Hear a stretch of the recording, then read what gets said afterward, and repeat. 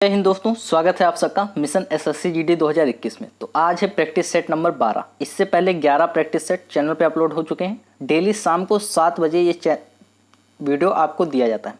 Daily आपको एक mock test होता है, तो आप जाके प्लेलिस्ट चेक कर सकते हैं और चैनल को सब्सक्राइब करके बेल आइकन प्रेस कर सकते हैं ताकि कोई भी वीडियो मिस ना हो। इसमें मेनली हम जीके के क्वेश्चन डिस्कस करेंगे। कुल 25 क्वेश्चन हैं और प्रत्येक क्वेश्चन के लिए आपको 5 सेकंड का समय मिलेगा बनाने के लिए। तो सारा वीडियो लास्ट तक देखिए, बिल्कुल भी मिस न कीजिए। इसके अलावा दोस्तों, आपका अरिहंत जो एसएससी जीडी के लिए अरिहंत बुक का डिस्कशन होता है वो चैनल पे चालू है। आप प्लेलिस्ट चेक कर सकते हैं एक बार, अगर आप बाद में ये वीडियो देख रहे हैं तो। चलिए अगला पहला क्वेश्चन देख लेते हैं। भारतीय संविधान के किस संशोधन द्वारा प्रस्तावना में 2 शब्द समाजवादी और धर्मनिरपेक्ष जोड़े गए? इसका राइट आंसर क्या हो जाएगा? समाजवादी और धर्मनिरपेक्ष शब्द प्रस्तावना में किस संशोधन द्वारा जोड़े गए थे? तो आप सभी को पता होगा। जी हाँ, बिल्कुल इसका राइट आंसर हो जाएगा सी। 42वें संविधान संशोधन के द्वारा संविधान की प्रस्तावना में समाजवादी और पंथ निरपेक्ष शब्द जोड़े गए। चलिए, जब राष्ट्रपति और उपराष्ट्रपति दोनों का पद एक साथ खाली हो तो पद पर स्थायी रूप से कौन काम करता है? इसका उत्तर आप सभी को पता होना चाहिए। काफ़ी इंपॉर्टेंट सा क्वेश्चन है, इजी सा क्वेश्चन है। भारत का मुख्य न्यायाधीश भारत के राष्ट्रपति के रूप में कार्य करेगा अगर राष्ट्रपति और उपराष्ट्रपति दोनों का पद खाली है तो। चलिए, नीति आयोग क्या है? आपको बताना है कि नीति आयोग क्या है। तो बिल्कुल सही आपका right answer, option B is the right answer. सलाहकार समिति आपकी नीति आयोग है। अगर बात की जाए कि नीति आयोग का अध्यक्ष कौन होता है, तो आपके प्रधानमंत्री नीति आयोग के अध्यक्ष होते हैं। इससे पहले नीति आयोग के स्थान पे था योजना आयोग। योजना आयोग को खत्म करके नीति आयोग लाया गया है। अगला क्वेश्चन है, पीत ज्वर संचारित किया जाता है। पीत ज्वर किसके द्वारा संचालित किया जाता है? तो बिल्कुल सही, एडीज इजिप्टी द्वारा। ये क्वेश्चन आपका काफ़ी इंपॉर्टेंट है। ये पूरा सेट ही आपके लिए काफ़ी इंपॉर्टेंट है। इससे पहले चैनल पे प्रीवियस ईयर के सेट भी अपलोड हो चुके हैं, तो आप जाके प्लेलिस्ट चेक कर सकते हैं। निम्नलिखित में से प्रमुख ग्रीन हाउस गैस कौन सी है? निम्नलिखित में से प्रमुख ग्रीन हाउस गैस कौन सी आपको बताना है। तो बिल्कुल सही आपका ए राइट आंसर हो जाएगा। कार्बन डाइऑक्साइड आपकी ग्रीन हाउस गैस है। इसके अलावा नाइट्रोजन भी आपकी ग्रीन हाउस गैस है, ये बात याद रखेंगे।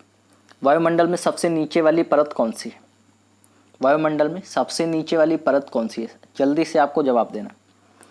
बिल्कुल सही, ए आपका राइट आंसर हो जाएगा। क्षोभ मंडल आपके वायुमंडल में सबसे नीचे वाली परत है। अगला क्वेश्चन है, छिली हुई सब्जियों को धोने से कौन सा विटामिन निकल जाता है?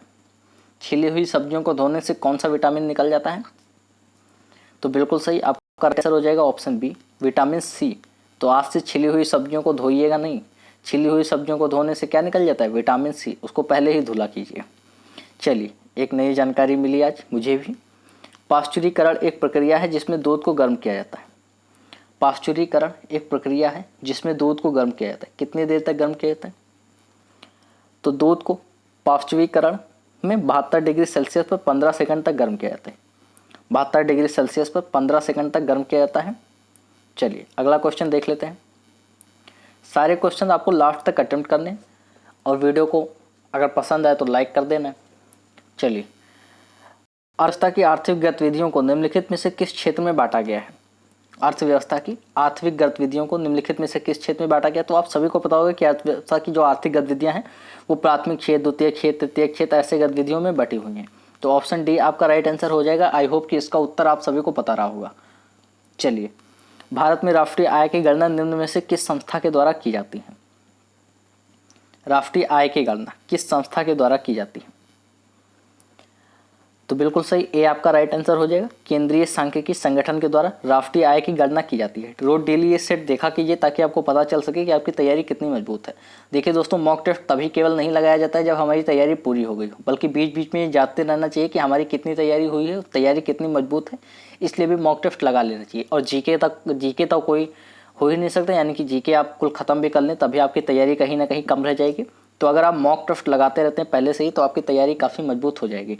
इस भरोसे मत बैठिए कि जब भर्ती आ जाएगी तब हम पढ़ना चालू करेंगे, क्योंकि जब भर्ती आ जाएगी तब फिर आपको टाइम नहीं मिलेगा।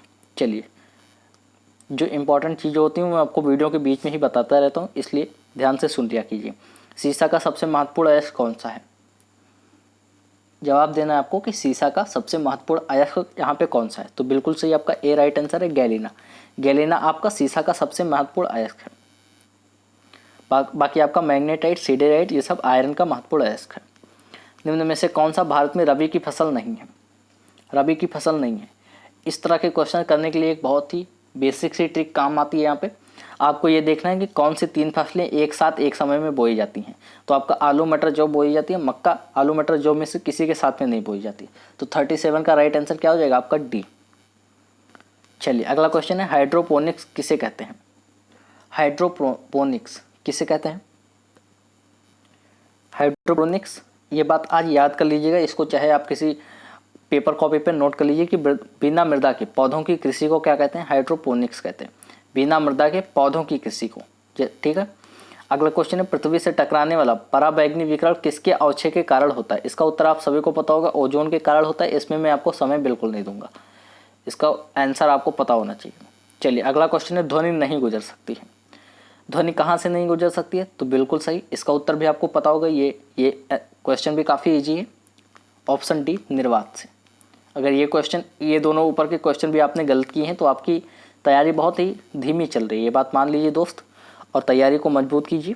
निम्न में से कौन आउटपुट डिवाइस है? अगर आपकी तैयारी बहुत अच्छी चल रही है तो अपनी बहुत अच्छी तैयारी को और अच्छी तैयारी बनाइए, ताकि आप 100 में से 95 स्कोर करें। ठीक है, तभी आपको आपका मनपसंद SSF या NIA मिलेगा। चलिए, निम्न में से कौन आउटपुट डिवाइस है? जल्दी से 41 का आंसर देना है। अभी तक आपने क्वेश्चन पढ़ लिया होगा, तो प्रिंटर आपका आउटपुट डिवाइस है। इसका उत्तर तो आप सभी को पता होगा। अगला क्वेश्चन है, कनेक्टिंग इंडिया एयरलाइन किस कंपनी की है? कनेक्टिंग इंडिया एयरलाइन किस कंपनी की है? 42 का राइट आंसर दे रहा है एडलाइन।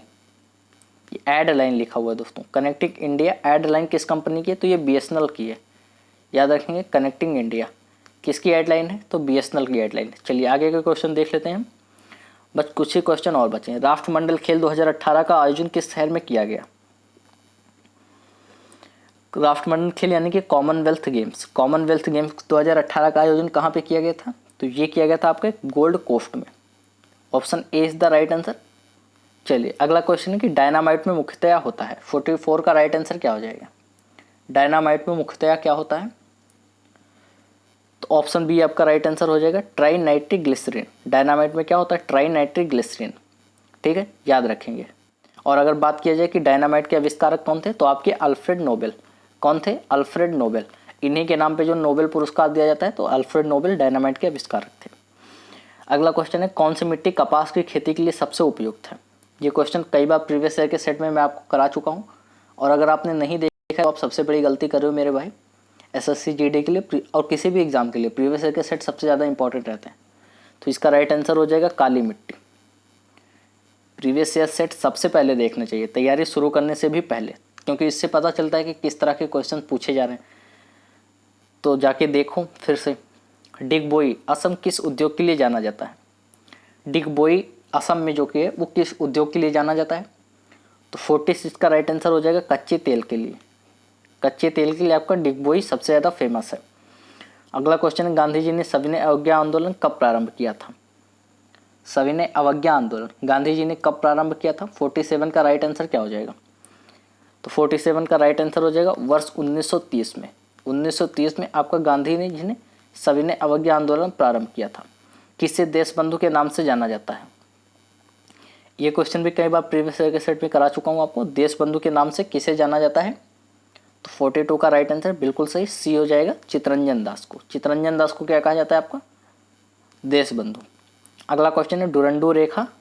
ये कहीं कहीं पे डुरंडू रहता है, कहीं कहीं पे डुरंट रेखा रहती है, तो आप अपने हिसाब से देख लीजिए, जो भी रहे कंफ्यूज नहीं होना है। डुरंट रेखा किन दो देशों की सीमा है? डुरंट रेखा किन दो देशों के बीच की सीमा है? बिल्कुल सही, option B is the right answer. Pakistan और अफगानिस्तान के बीच की सीमा है। कौन सी सीमा? डुरंडू रेखा। चलिए लास्ट क्वेश्चन देख लेते हैं। यूनिसेफ का मुख्यालय कहाँ पे है? यूनिसेफ का मुख्यालय आप सभी को पता होगा कहाँ पे है? ऑप्शन सी न्यूयॉर्क में। ठीक है, याद रखेंगे ये बात। चलिए आज के ये सारे क्वेश्चन यहीं पे समाप्त होते हैं। आज का ये सेट आपको कैसा लगा कमेंट करके जरूर बताइएगा। बाकी जो चैनल पे अरिहंत का सेट चलाया जा रहा है उसको भी जरूर देखिए, उससे आपकी तैयारी बहुत ही नेक्स्ट लेवल पे जा सकती है। चलिए मिलते हैं अगले सेट में, तब तक के लिए जय हिंद, जय भारत।